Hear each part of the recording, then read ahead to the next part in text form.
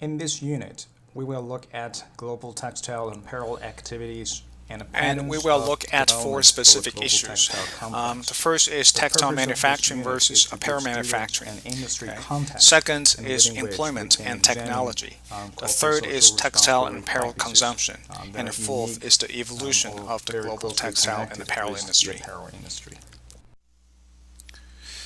Now let's start with the first issue on textile manufacturing versus apparel manufacturing. Well, the general public oftentimes treats textile and apparel as a single sector. However, the reality is textile manufacturing and apparel manufacturing are very different in nature. Let's start with textile manufacturing. Okay, you can think about some typical textile products like yarn and fibers. Isn't first they're standardized products. Okay, because they will be further processed into making apparel or some finished textile product. And second, because textile output are somehow standardized, so it so economically it makes sense to make this single product in large quantity. Okay, so textile manufacturing allows mass production.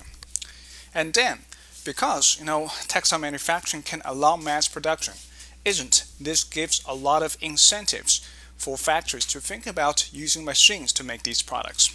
Okay, because machines is very good at making same type of product repeatedly. Okay, so as a matter of fact, there are a lot of machines has been gradually adopted by the textile industry to make products, and the automation rate in the textile industry has been substantially improved over the years.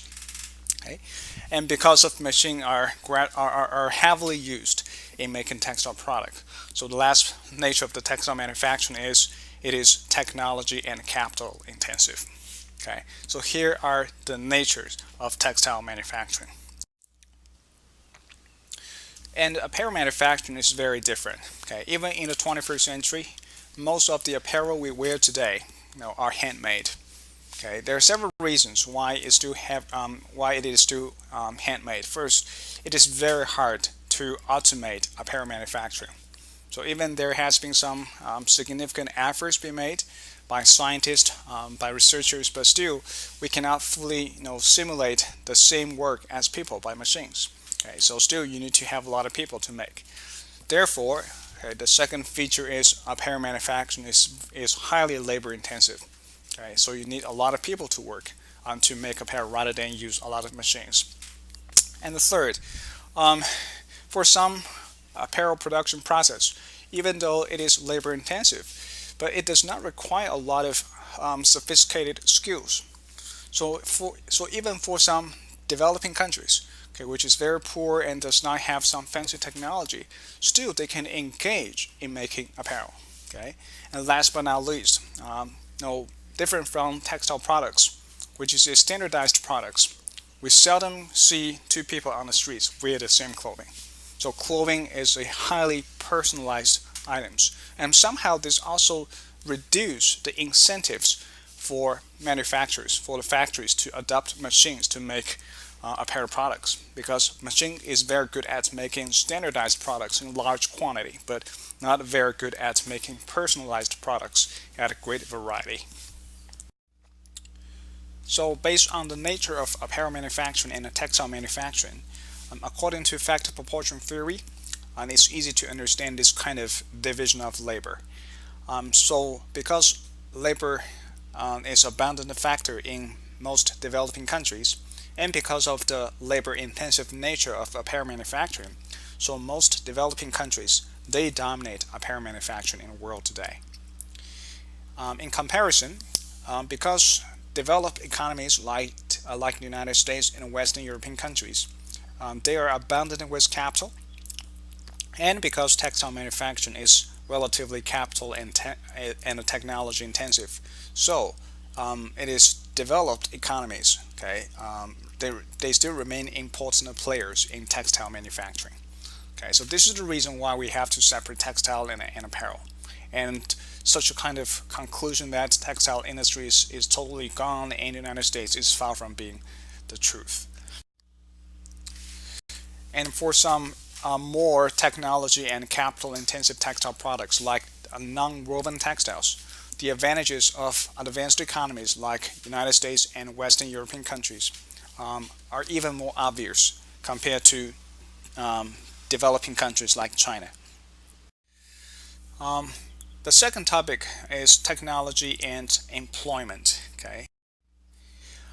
Um, worldwide, we can observe some interesting pattern. In terms of textile manufacturing, from 2006 to 2010, this is the latest data available. Total employment in the global textile industry declined by 37%. Okay. You may wonder whether the decline in employment in the global textile industry is because the value of output is also declining. However, according to another source of data, it seems from 2010 to 2014, the value of global textile mills increased more than 10%.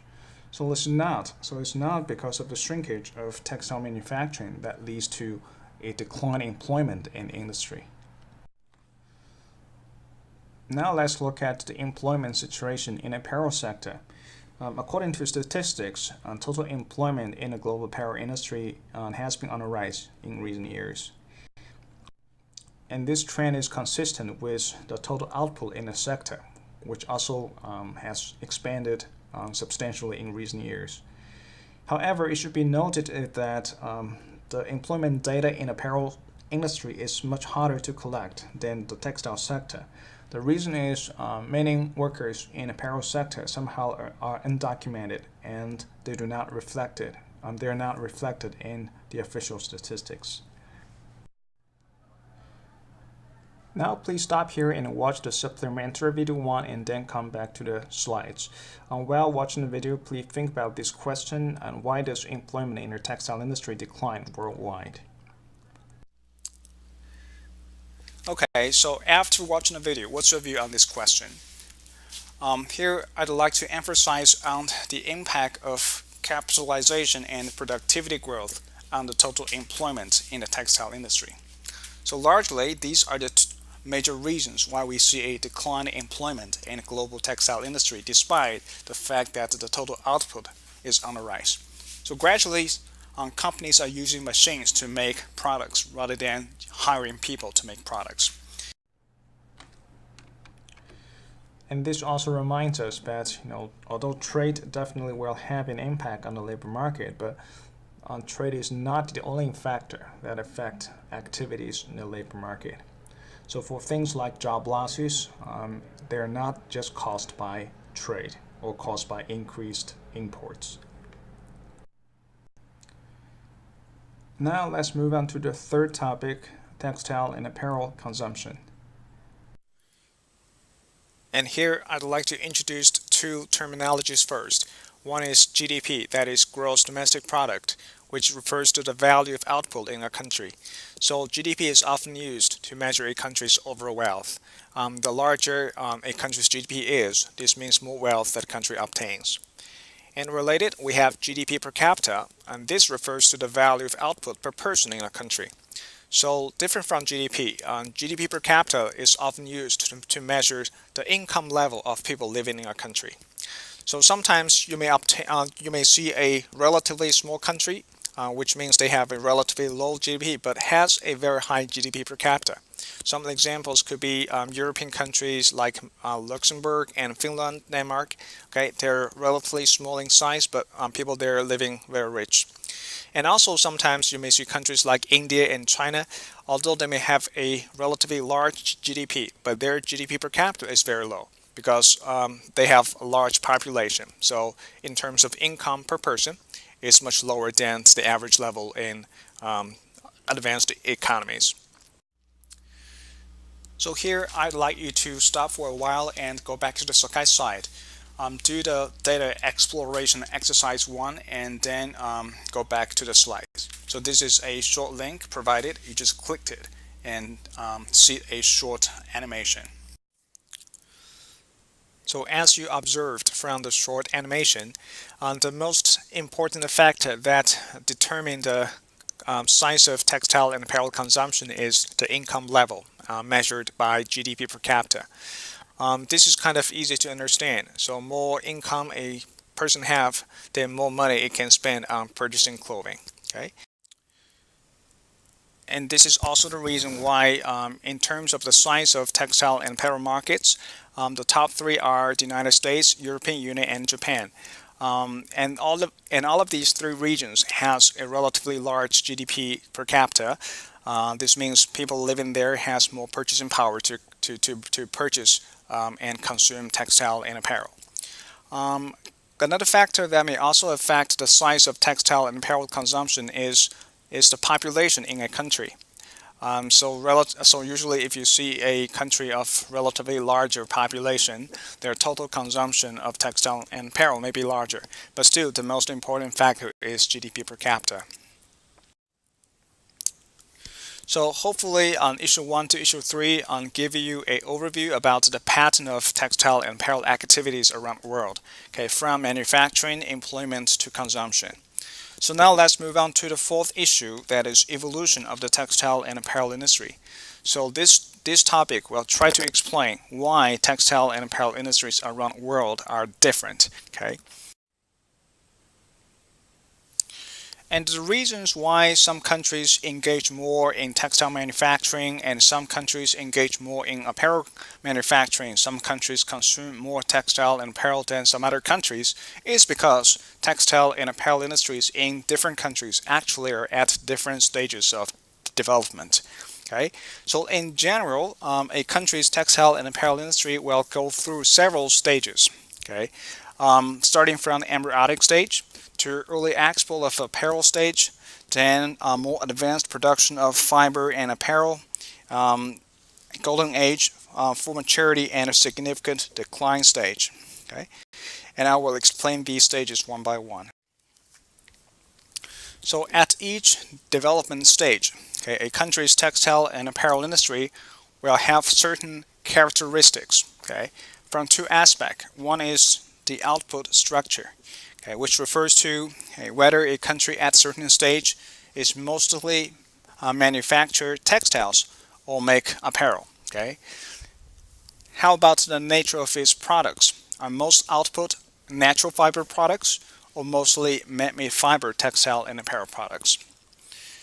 And then how about the volume? Is it high volume or low volume? Okay, so this refers to the output structure.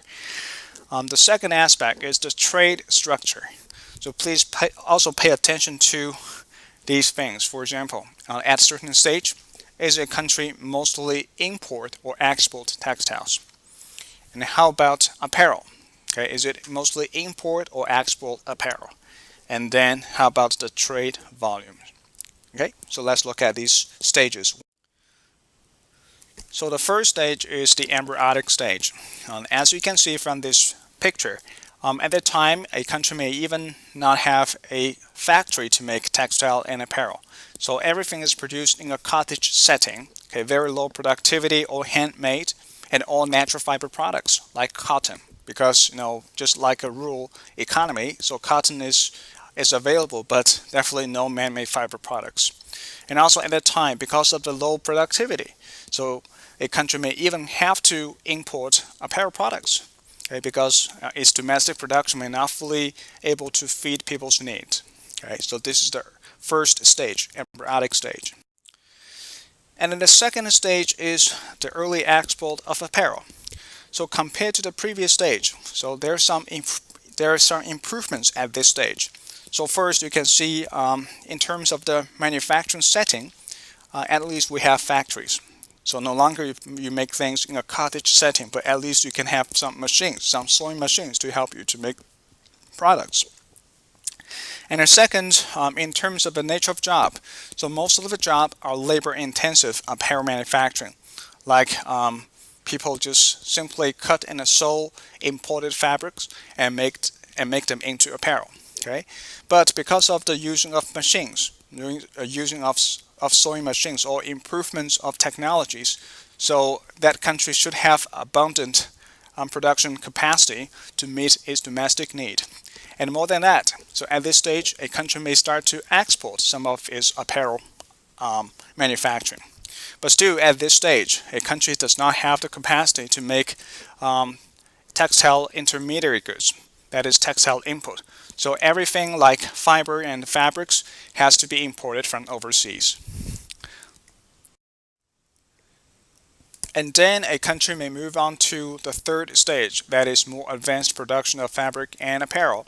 So at this stage, a country may significantly improve the quality and sophistication of the products it can make. So for example, previously a country may only produce very simple t-shirt, but now at this stage it may start to be able to make some sophisticated dresses. Okay. Also, one very important changes is in the previous two stages, a country can only make natural fiber products like cotton, okay, and linen. But at this stage, at the third stage, a country can gradually start to make manufactured fiber products, okay, which is a significant improvement. And then the fourth stage is called the golden age. Okay, so there are two major changes. Okay, one is in terms of the industry output. Okay, more and more production move from natural fiber products to man-made fiber products. Okay, and a second, okay, at this stage, a country become more self-reliant on textile manufacturing. Okay, I'm not saying that at this stage a country can totally self-supply needed textile input like fibers and fabrics, especially for some high quality fibers and fabrics. At this stage, countries do need to import, but for some basic textile products, okay, it no longer need to import. The next stage is called the full maturity stage. There are also some unique features of this stage. First, for the first time, we see employment in the textile and apparel industry start to decline starting from this stage. So in the previous stages, you may see a country start to expand its textile and apparel production. More people are employed, but at this stage, the full maturity stage, employment starts to decline. Second, in terms of the structure of output, we see majority of the output have become textile products rather than apparel products.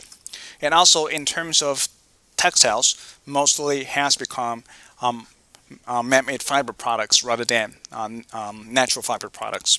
Okay, and third, at this stage, we see more and more capital, more machines are being used in replace of labor in manufacturing. And this is kind of related to the second point. As we mentioned, textile manufacturing is more capital and technology intensive, so this allows this country to use more machines to make products. Last but not least, in terms of apparel, at this stage, countries start to offshore some apparel manufacturing. So in the previous stages, a country mostly most apparel consumed in that country may be self-supplied, and they can also export. A lot of apparel. But at this stage, at the full maturity stage, a country may start to import more and more apparel for domestic consumption purposes. The sixth stage is called significant decline stage. So if a country's textile and apparel industry moves to this stage, first, they may see a significant decline of employment in the textile and apparel sector. And the reasons for decline has been complicated. On one side, it could be the shrinking size of the industry. So this is also one feature of this industry. So definitely, if the size of industry is shrinking, so less people will be employed. But also, it can be the reason that most output of the textile and apparel industry at that stage has become man-made fiber products, especially highly capital-intensive and technology-intensive products. So the manufacturing process itself no longer need a lot of labor input. Okay, and then at this stage, majority of the apparel consumed in that country are imported, and because of that, so this country may observe some large trade deficits in apparel. So this figure summarizes the evolution of the textile complex when it goes through the 6 stages of development. From the left side, that is the embryonic stage, to the right side, that is the significant decline stage. So you can see, you can first look at the apparel. At the very beginning, a country may not have the full capacity to make apparel to meet its domestic needs, and most of its output are some raw textile products like cotton. And then gradually a country produces more and more apparel, especially when it reaches the stages of like more advanced production of textile and apparel in the golden age.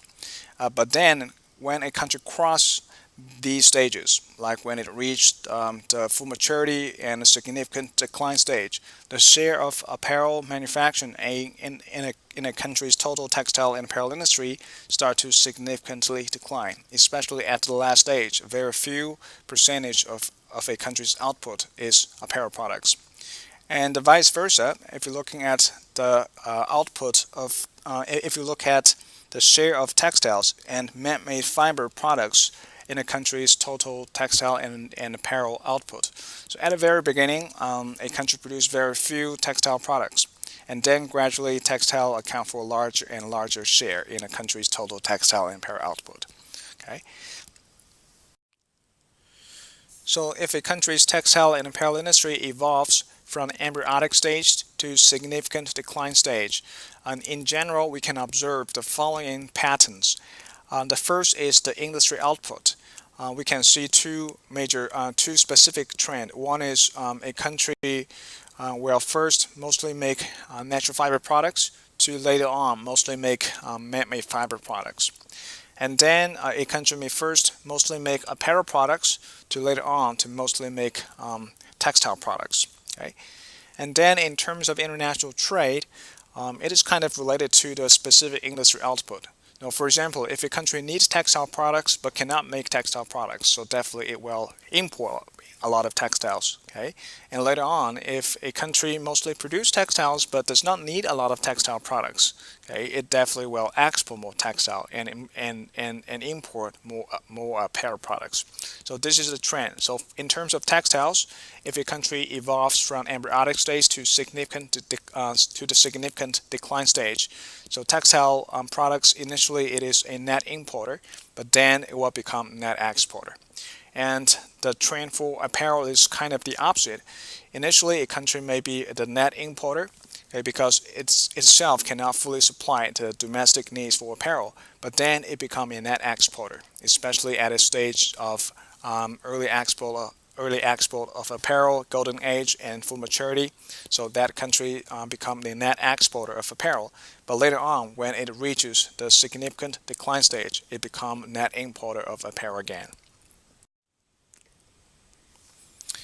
And another very interesting pattern is a country's development stage of its textile and apparel industry somehow is in parallel with that country's overall economic advancement level. So, for example, if you see a country's textile and apparel industry is at the early stages of development, and very likely its economy is the same. So think about countries like Haiti. Okay, we know it's a relatively under advanced economy, and its textile and apparel industry actually is just at the stages of embryonic stage or early export of apparel. And in comparison, think about the United States. So we all know the U.S. is a highly advanced economy, and the U.S. textile and apparel industry actually is at the stages of significant decline. Okay, so the stages of the textile industry is in parallel with that country's overall economic advancement level. So you may wonder why we have such kind of pattern. Okay, there are two reasons. One is based on empirical observation. So scholars, they're looking at textile and apparel industry around the world and study their history, and we kind of observe such kind of pattern. Okay, the pattern of evolution, the pattern of parallel. The second is we probably can also explain these kind of patterns based on the nature of the industry. So as we mentioned, apparel manufacturing is very labor intensive, but textile manufacturing is capital intensive and technology intensive, especially in terms of man-made fiber products, manufactured fiber products. So the thing is, if a country wants to have its textile industry, actually it needs input from many other sectors. Okay, let's just take the U.S. textile industry for example. Okay, so if the U.S. textile industry wants to make some man-made fiber products. So basically, man-made fiber products is chemical products. So you need to first have a chemistry industry. Then how can a country have a chemistry industry? You need to first have a machinery industry because most chemical products are made by machines, right? But if you want to have a machinery industry, you need to first have a steel industry, which can make the steels to make into machines, and on and on. And this can be summarized in the so-called 5 forces of competitiveness proposed by Michelle Porter. Okay, so this model tries to explain why an industry in a country is competitive, why a sector in another country is not competitive. One forces of competitiveness is the supporting industry, okay, the related and supporting industries. Okay, as we mentioned, okay, there are many supporting industries to the textile and apparel industry. Okay, they can be chemistry, textile machinery, energy, steel, computer science, logistics, finance. And also for each of these supporting industries, they have their own supporting industries. So put it this way, if a country wants to move from making apparel to making textiles, it needs to have a more sophisticated industry system. Okay, so the competitiveness of a country's textile industry is not solely relying on its textile industry alone, but rather it depends on its whole industry base. But when a country starts to have all these sectors, isn't its overall economy, its overall manufacturing sector also start to become more advanced? Okay, so this is the reason why when you look at history, okay, countries actually they're able to make man-made fiber products at different times. So for the United States, so when you were at 1950, okay, you already become an advanced economies, have many different industry sectors. This can support you to have the capacity to make man-made fiber products. But at that time, even for Japan, they couldn't do that because they're still a developing country at that time. But Japan started to gradually have more and more sectors. So when it reaches 1960, it started to make man-made fiber products. And then for South Korea and Taiwan, they couldn't make man-made fiber products until when it comes to early 1980s. And for China, even though it is the largest manufacturer of man-made fiber nowadays, but it couldn't make such things until late 1980s and early 1990s. So the development stage theory of the textile complex not only help us to be able to explain the pattern of textile and apparel industries around the world, but also kind of reminds us that to understand the pattern of textile and apparel industry in one country, we shouldn't forget about the overall national economy as the context. So this is also the reason why I strongly feel that textile and apparel industry is not an island. We should jump out of our industry and looking at the broader industry scope and broader economic setting to evaluate the performance of our sector. Okay?